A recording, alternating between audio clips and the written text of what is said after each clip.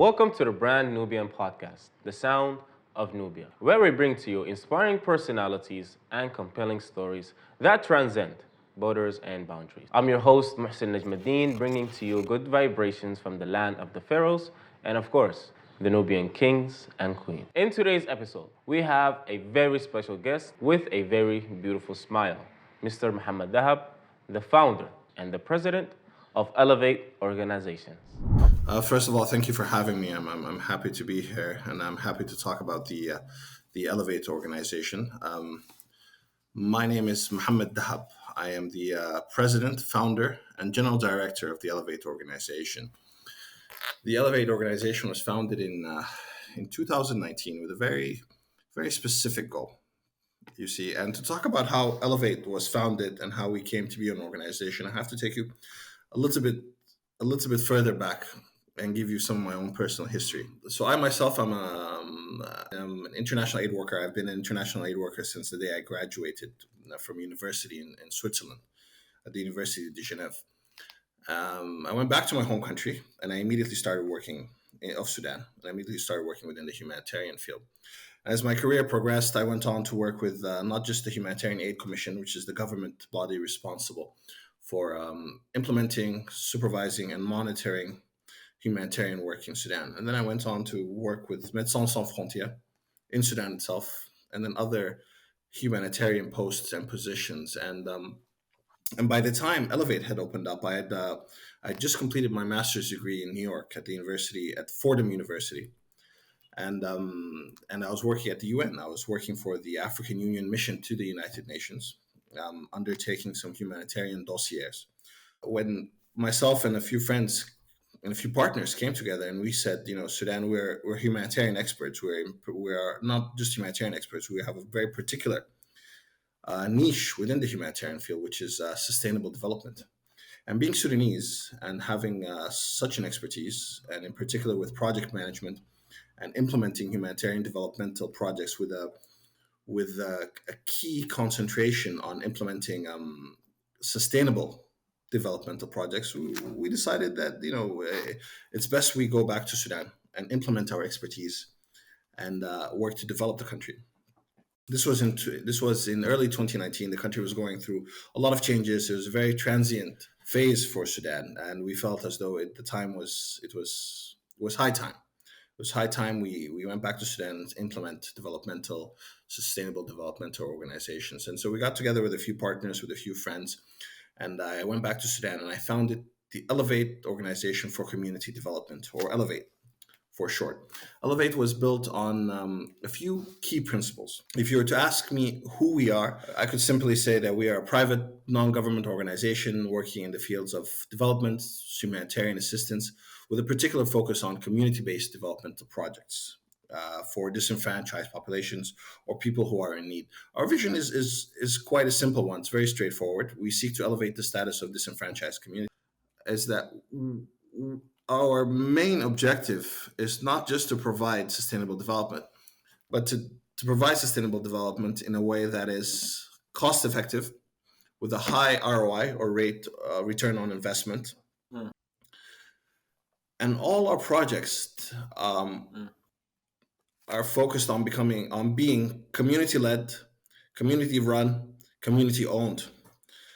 And because in our experience, that is the best way for a project to not just be successful, but to be sustainable and everlasting and truly impactful.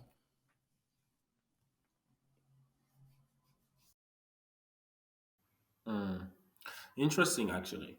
So about the Elevate organization. So what made you dive into helping people, and how do you think your efforts have made a difference for those you're serving? So how I got into humanitarian assistance was almost by accident. I had originally studied international trade law at the University of Geneva in Switzerland.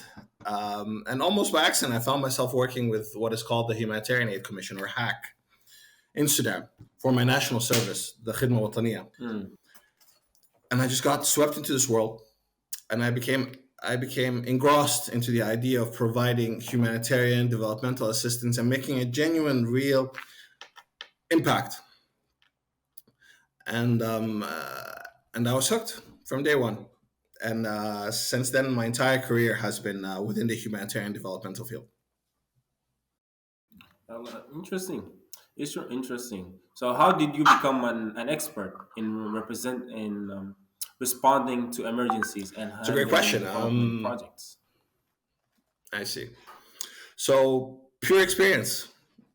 I started working with the Humanitarian Aid Commission as soon as I graduated in 2010. As soon as I graduated university in 2010, and as part of my portfolio, we would supervise and implement humanitarian assistance, and throughout the years we would keep doing it, keep doing it, and then we got to a point where we ourselves were considered to be people knowledgeable in the field.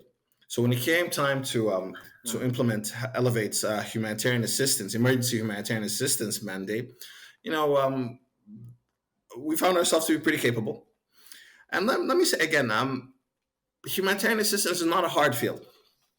It requires a degree of experience, true. It does require a degree of expertise, but by and large, it's a field that is so welcome by all sides, whether it's formal channels or, of course, the communities you're helping, that it becomes easier to do as long as you keep one thing in mind, which is the beneficiary of this assistance. If you keep the beneficiary foremost with regards to your targets and objectives, everything else falls into place smoothly.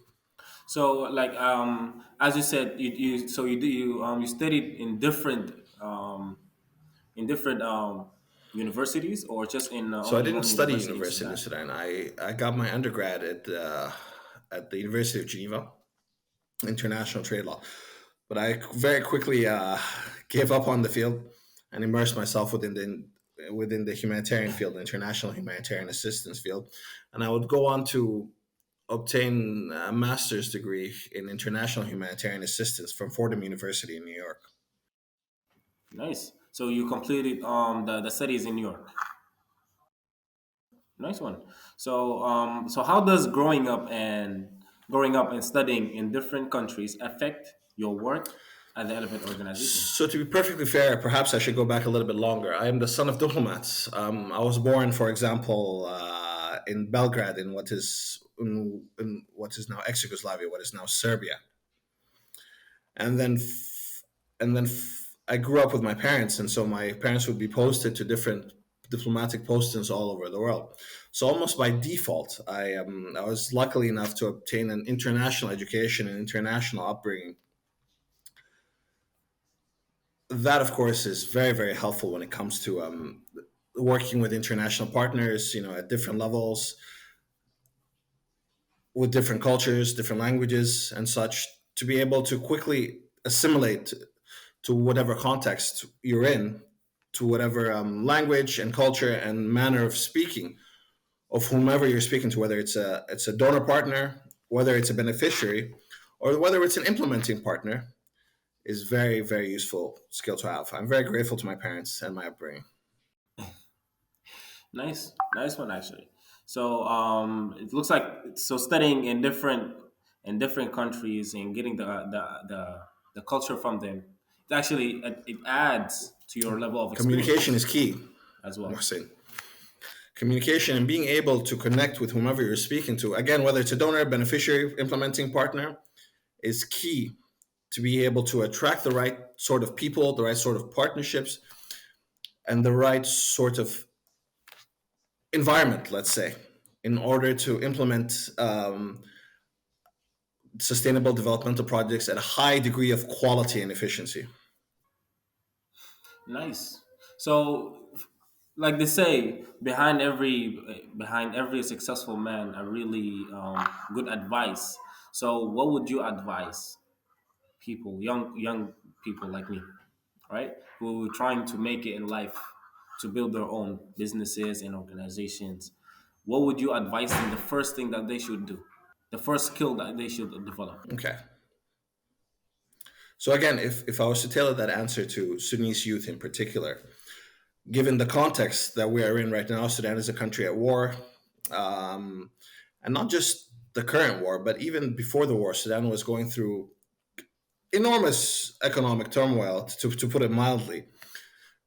So Sudanese youth are faced with unprecedented challenges. These are challenges we our parents never had. If we were to speak to our parents, they would tell us of the golden days of Khartoum, free education, jobs, and professional opportunities. Before you Mm-hmm. graduate, you would have a job, um, and you'd have a fixed place in society. Yes. Things were relatively much easier back then than they are today in terms of opportunities. Sudanese youth today have no to very little of the opportunities our parents had. Let's be frank. We have not even a fraction of the opportunities our parents had. Even our own Yes. education was funded by our parents mostly. For a large degree of the educated Sudanese youth had to rely on their parents to pay for their education, as opposed to our own parents, whom the government and society educated them for almost for free. So just the degree of challenges and blockades facing the average Sudanese youth is enormous. Let's be frank. It's something to also put in consideration. And also, the Sudanese youth today have shown enormous resilience, creativity. I mean, what the Sudanese youth has managed to achieve, despite all these economic, social, political, and now military challenges, is enormous. I think the Sudanese youth needs to be recognized for that.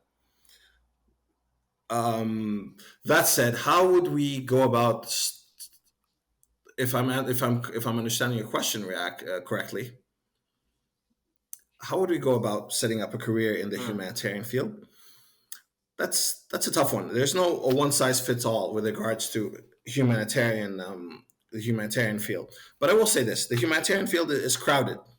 There are lots of partners and opportunities within the humanitarian field, so there's really no need to reinvent the wheel. I would I would start off small, especially for young. If you have some space and some resources to volunteer and to gain experience and exposure within the humanitarian world, and in order to give you experience and also an understanding of the humanitarian field, that would be something I would highly recommend as a starting point. It's really, really, really interesting. I'm actually not just enjoying this. I'm really also like learning things that will help.